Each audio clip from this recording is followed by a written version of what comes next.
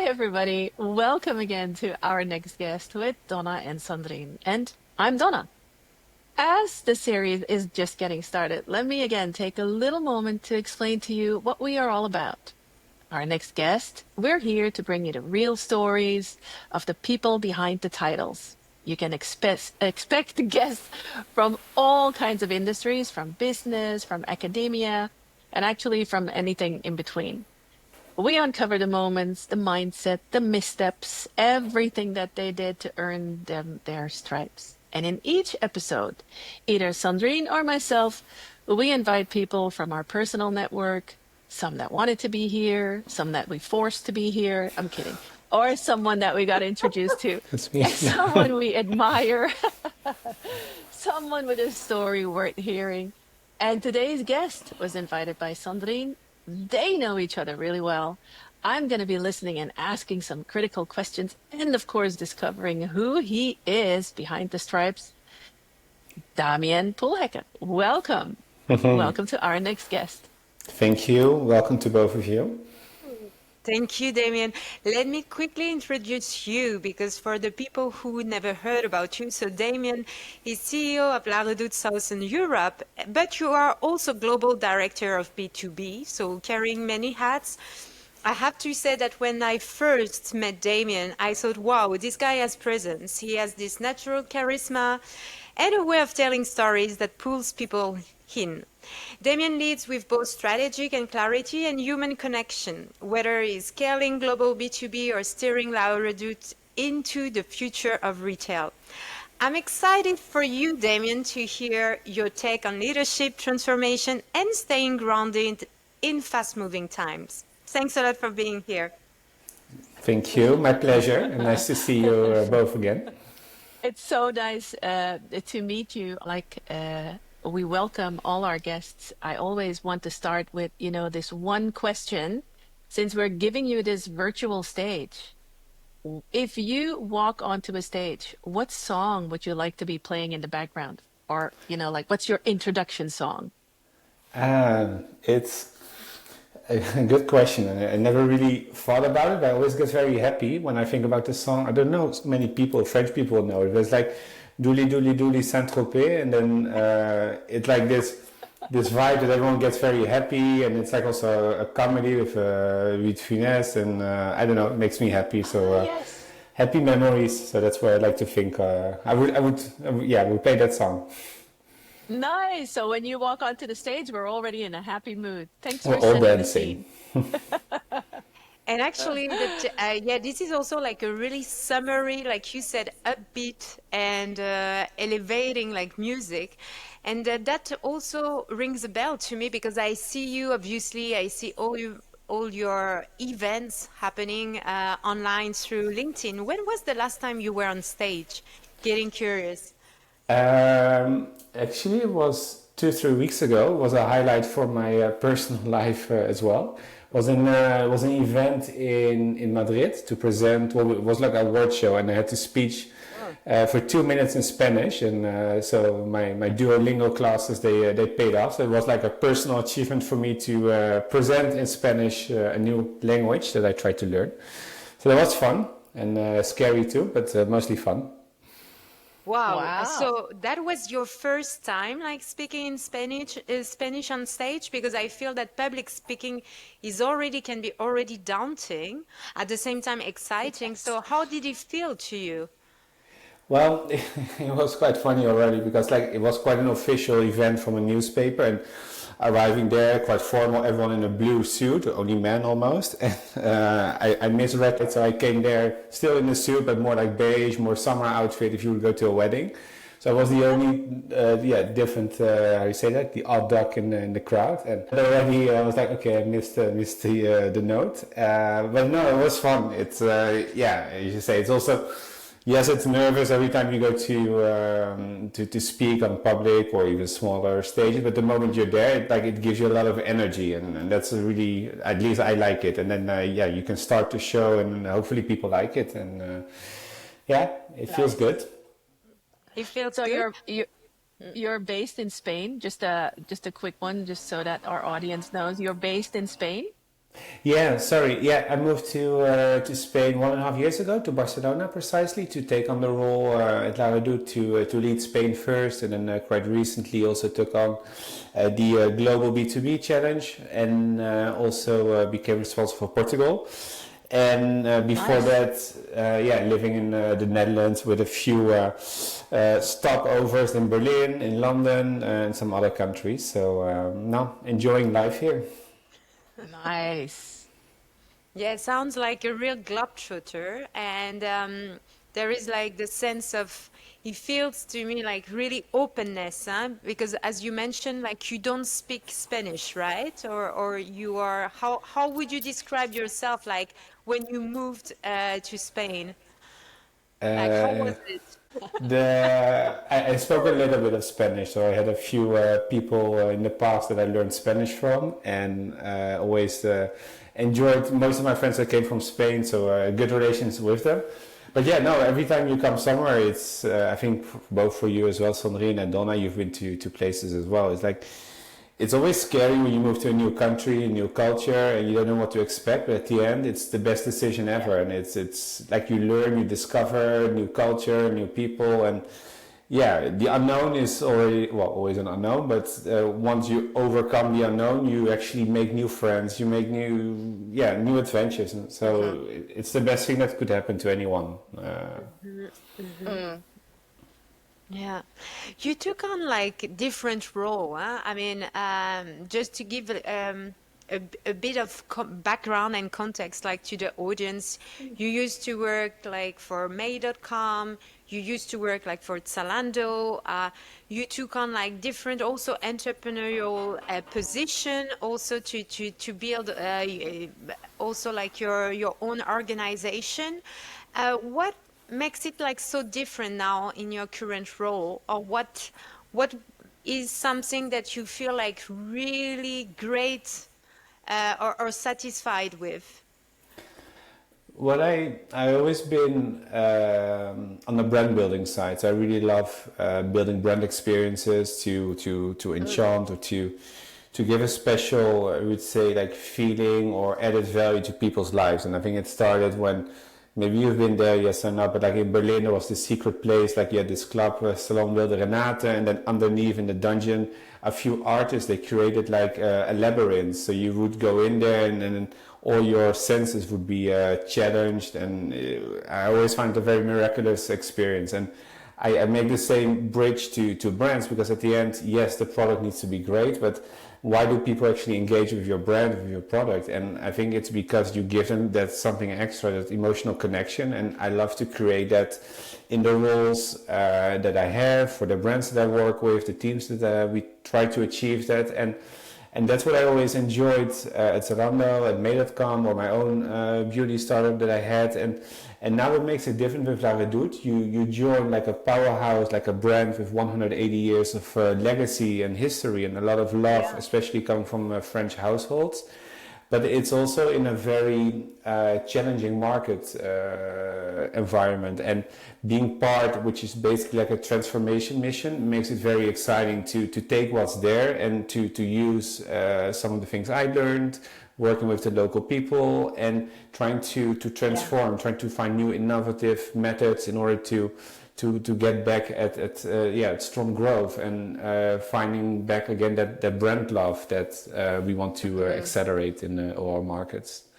That's really nice because that brings everything together, right? Exactly as you Uh-huh. said, what you've learned, where you've been, you've taken all of that with you and brought that as a leader into this organization where you're building, scaling, expanding, innovating, or renewing, actually. When you think of all the places that you've been Uh-huh. and you're now in Spain, how easy or challenging is it to look at your business now from a cultural perspective? Is it dramatically different from the Netherlands, from Germany, from France, where you've been? Is Spain and Portugal now? Is it a totally different beast to manage culture-wise?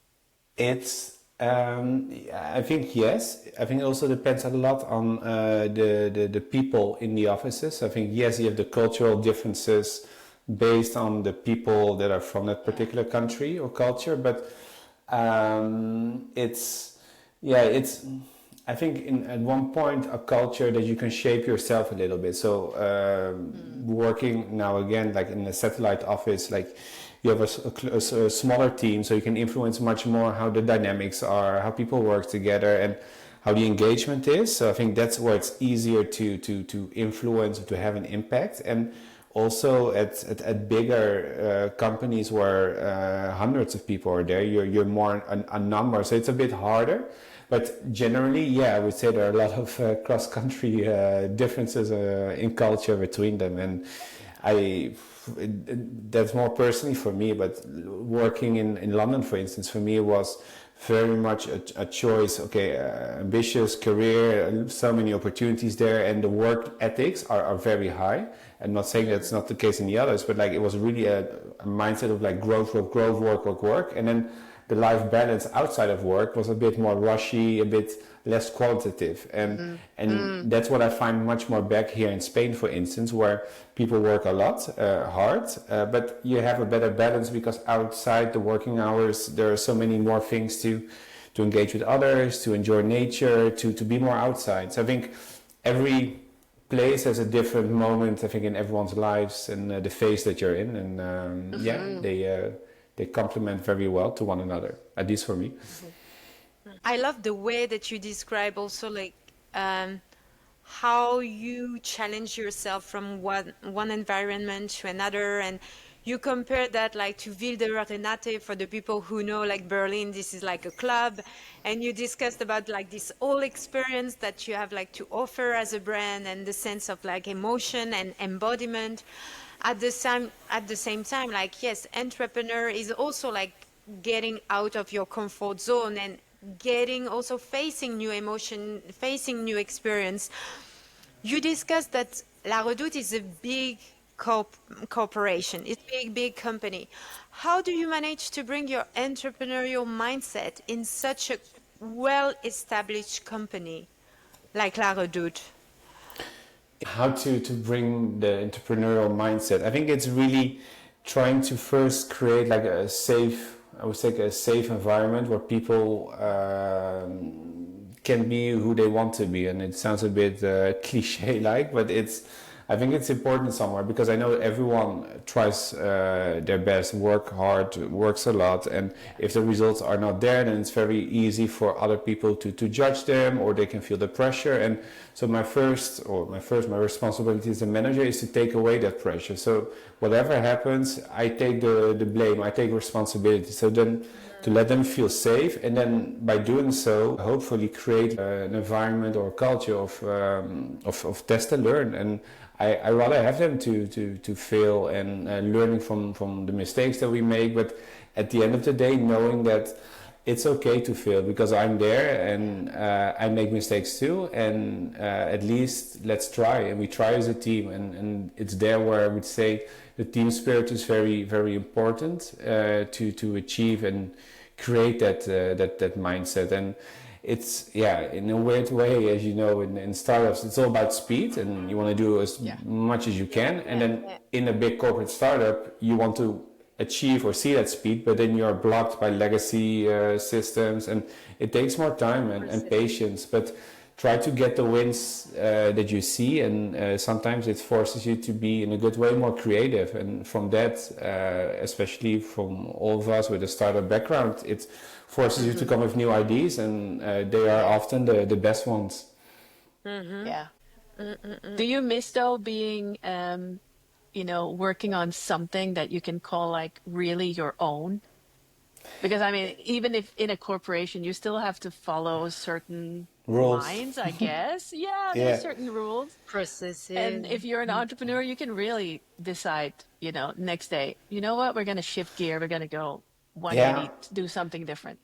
Well, it has pros and cons. So indeed, I do sometimes miss the speed of being able to really decide where do we go. At the same time, I get a lot of confidence, trust, and also room to maneuver because we're forced to do so. Because one of the reasons I guess why I was also we started working together where I'm now is also to introduce more that mindset, because you can be stuck into old systems and how to break out of them. And as you say, it's nice if you have a big bag of money to roll out things, but I rather have limited money and being forced to find more creative ways to break out. And in a way, it's that's why every business unit I manage is different. And the B2B one, for example, it's where we're B2C business, and all our systems and tools are B2C focused, and we're trying to build a B2B business next to it or within it. And it forces you, hey, we need different tools, we need to experiment, and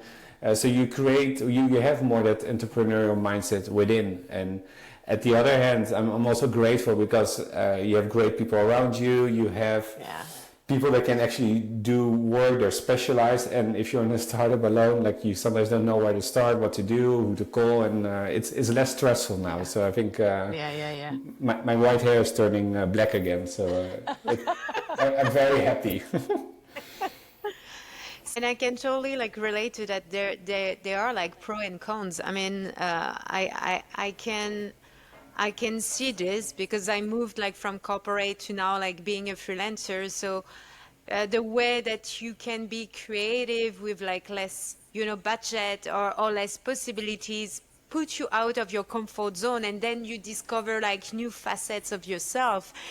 And talking about it, like since you moved to Spain and you took on like this new job, is there anything that you discovered about yourself where you were like, aha, I didn't know that about myself? Or is that like something like already set, or nothing new from your hand? Because usually when you take on a new challenge, you want also to challenge yourself and your own identity. How do you feel about that?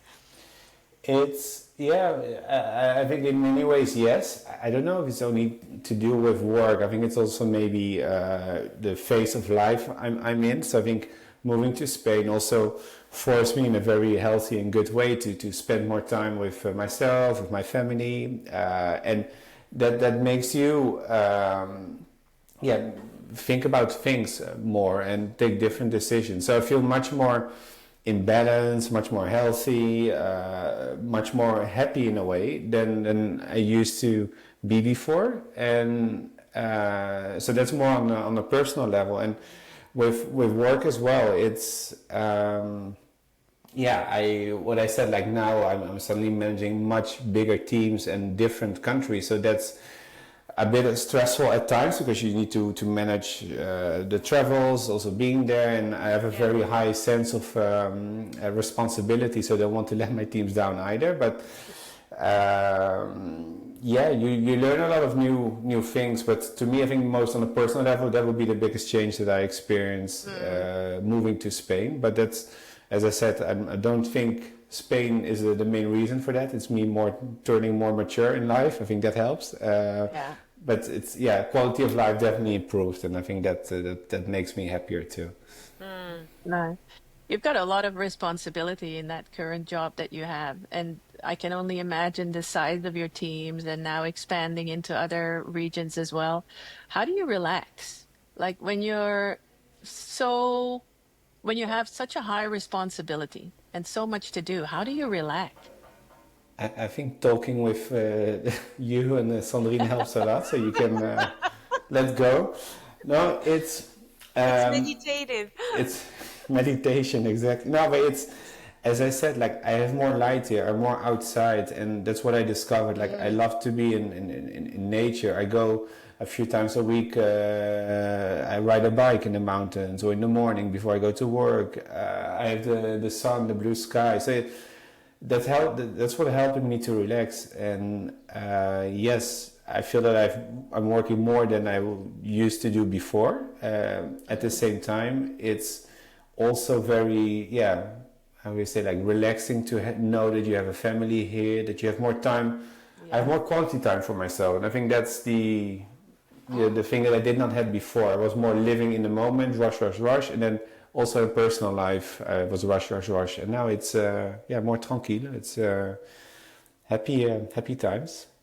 The great outdoors does that for you, right? It really balances people. We've heard that actually quite a lot of Yes. when people say, like what brings me back down, or where do I find moments to relax, that it often has to do with the outdoors, and I can totally relate. I mean, I It's love the great outdoors. yeah, and I think also space. So it's I've always been Mhm. living in quite well in Berlin, London, Amsterdam, and then a lot of people spaces are quite small, and yeah, you're always surrounded by people, and here suddenly it's the other way around.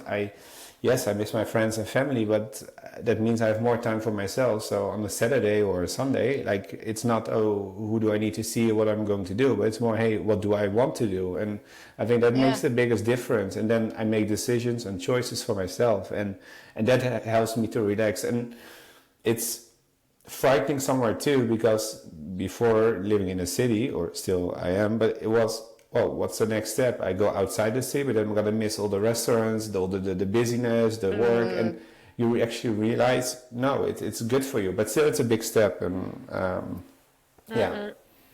Mm, I found this really interesting when you said, okay, what do I have to do, or what should I do? And yeah. instead thinking, reframing yourself, what do I want to do? That makes a lot in terms of energy.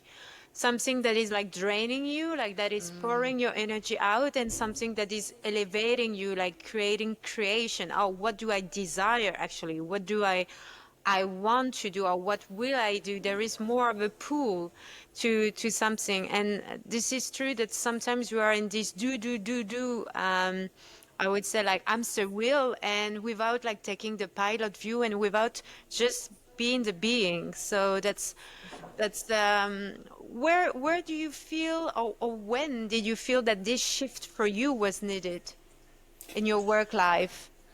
It's I don't felt it was needed.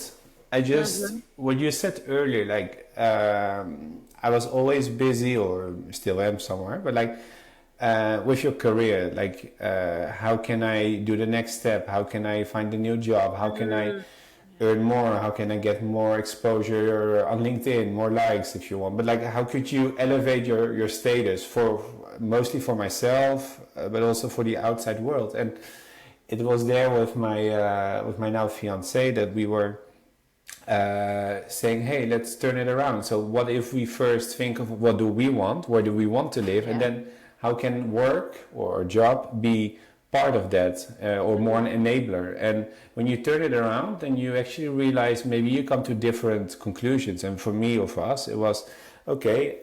We live in the north, in Amsterdam, and then most of the opportunities were in London, Amsterdam, or around there, and they were very well paid. And then we thought, what do we want to do? And then we said, well, we love to be more around the Mediterranean Sea. And then we were going through the list. Okay, what cities are there where there are maybe some opportunities to achieve? So obviously you have Nice, the best city, Obviously.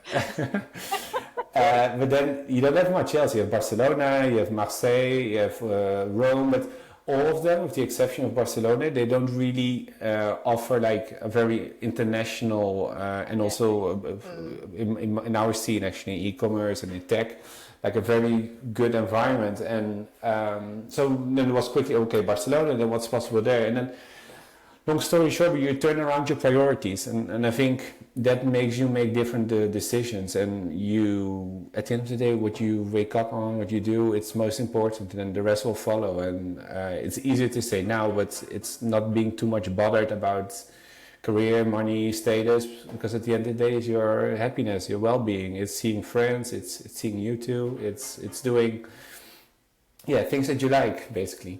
mm, Mm-hmm. I love the way that you talked about priorities, setting up priorities and setting up like boundaries. And I think that this is a great lesson for people listening to us. Is there any other big lessons that you learn, maybe the hard way, or maybe throughout your career?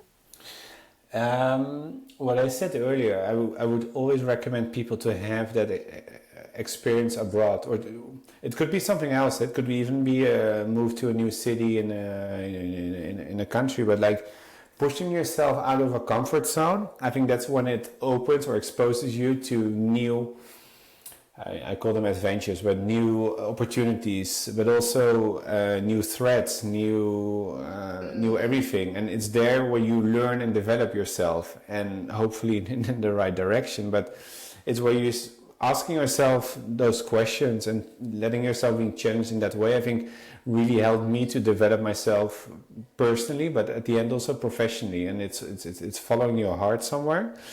And so I found that very helpful.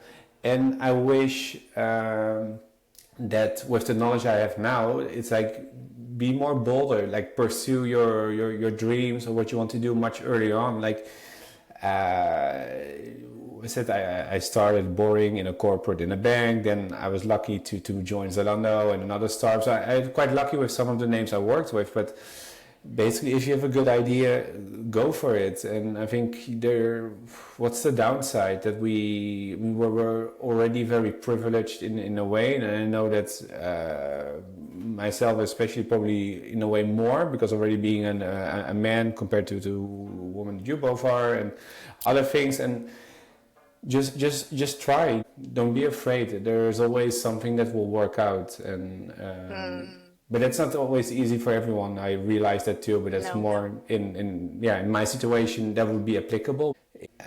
I think it starts when you're young. Like you grow up, you have dreams, and those dreams can change. But I think it's good to chase those dreams, and that should not change when you grow older. And I think pursuing that already fills you with joy. One of the reasons why I moved to Spain was, which was not a dream when I was young. That's when I wanted to win Roland Garros. So at least my dream is to buy tickets there every year.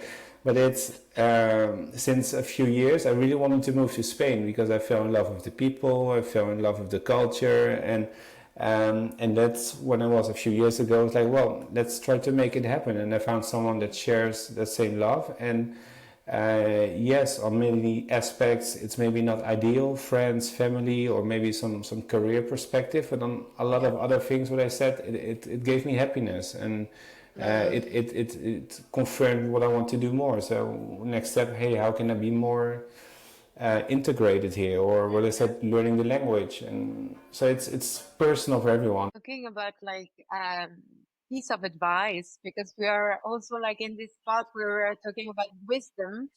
Knowing everything you know now, Damien, I'm getting curious. And you mentioned you had this dream about Spain, and then you found like the partner who came along who had the same dream, and then you planned this all together, and then everything was so fluid. There is a sense of blueprint.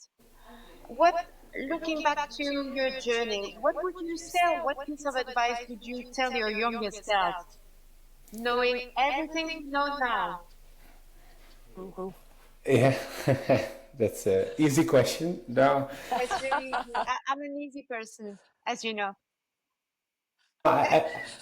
to be honest, like I think I tried to stay quite loyal to that. What we just said, that answer, that philosophy of like I had different passions and dreams. Like for me, okay, Berlin was not necessarily a dream, but um, it's I wanted to explore the world, and or it sounds bigger than it is, but I have a curious personality, and I love to meet new people. I love to encounter new experiences, and it's making decisions with the heart, it's making decisions with the mind as well. And I think that combination drove me to the places I've lived in. And so I wouldn't do things different. I would maybe do them more intelligent, that's for sure. But at the end of the day, it's I was happy to be also in a situation that I could do those things. And it was not always the obvious one for others, but I always felt very excited about that next move. And now I'm happy where I am, but I also know that in 1 or 2 years there will maybe be a new dream what I want to do. So it's a bit coming back to what I said earlier, like if you have something in your mind, in your head, and as long as it's not remotely or completely stupid, as long as you can justify it for yourself, then try to explore it and enjoy it. And if it changes, it's okay too. And then you do something else again. And I sense like, okay, yeah, experimentation is like really dear to you, being curious, being open. Now that comes to my next question. How do you bring the fun and the playfulness in your day to day? I think it's by taking things not too serious. Yeah, it's a good question. No, it's um, at the end of the day, yeah, what I do, yeah, it matters, but does it really matter in the grand scheme of things? So it's, I love my job. I want to do the best as I can. I want to deliver good results to my company. But we all do our best. And I think that's all I can ask from people in my team. That's all I can ask of myself. And there are people that will be happy with what I do. There will be people that are not happy with what I do. And I think it's where that's what I mentioned earlier. Like I do my best as much as I can, and I know at one point maybe I'm not good enough for someone, and that's okay too. Or the other way around, that maybe hey, I want to do something else, and that's also okay. So it's what I said with like it's not making it too big. It's yeah, it's maybe I get a bit philosophical here, but like around you, I see things happening with people, loved ones, just in life, and try to find your place in it. And yeah, it's enjoy your life. That's what I want to do the most. Like try to get the most out of my day to day, and I love what I do now. And if it changes, it's okay too. And I want to get the best and be the best for the people around me to help them develop. And that's actually my greatest reward or satisfaction to help people around me and in my teams and also in personal life. Yeah, I sense like a flow in what you're saying. It's like it's really grounded. It's like yeah, you welcome anything that happens your way, and this is how you go with playfulness, basically. Like there, yeah. And it matches well with what I said, like pursue your dreams and follow, and Yeah. it will go in one direction, and whatever the direction is, it won't always be nice. Maybe sometimes it will be horrible, or maybe it will be great, but it will go one way, and every experience is an experience, and that's where it's great, or at least for me, like if something happens, I adapt to it and I move forward, and that's yeah creates a path that it is what it is, and that's also why it's easier for me to jokes aside, but to be a bit more playful about it because yeah, I just want to, when I wake up, I want to have fun, whether it's a weekend, whether it's a working day, and I have fun with working with people. I have fun with talking to you. I have fun when I'm driving my bike up the mountain. And if that stops, then I want to change that. I want to find back my fun. And Yeah. yeah, it's maybe a simplistic way of thinking, but it works for me. No, no, no. And it feels to me that like every path leads to Rome, or for your case, to Barcelona. So it's a great, yeah, great thinking. I, Get better results as well. I think it's the of synergy, course. the funness of things. Of Of course. course. Sounds great. I see that we are coming to a close. Is there any questions, Donna, that comes your way? I feel that I bombarded Damien with many questions. He's like, oh my God. No, I think it was such an inspiration to listen to you, how you follow your passion, and it helped you get a great job in Spain. Something that you aspired, it was something that you wanted to see happen for yourself. You took a journey, it eventually got you there. It's a great inspirational story for people to take with them, to learn from.